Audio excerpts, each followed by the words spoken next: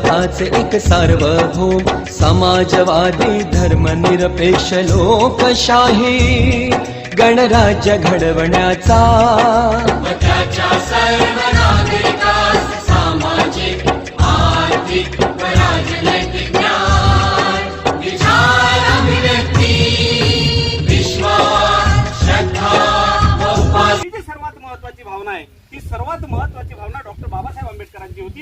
ही भावना भाऊसाहेब पंजाबराव देशमुखांची होती। ही भावना छत्रपती शिवाजी महाराजांची होती। आणि म्हणून आपण जेव्हा महापुरुषांचा अभ्यास करतो तेव्हा त्या कोणत्याही महापुरुषाला विशिष्ट जातीच्या चौकटीतून न पाहता या लोकांनी देशासाठी काय केलेलं आहे, देशासाठी त्यांचा जो त्याग आहे त्या त्यागाचा अभ्यास करणं अतिशय महत्वाचं आहे। मला अजून साधं उदाहरण सांगतो की डॉक्टर बाबासाहेब आंबेडकरांनी जे संविधानाचं जे पहिलं पेज आहे त्या संविधानाच्या पहिल्या पेजला आपण प्रास्ताविक असं म्हणतो।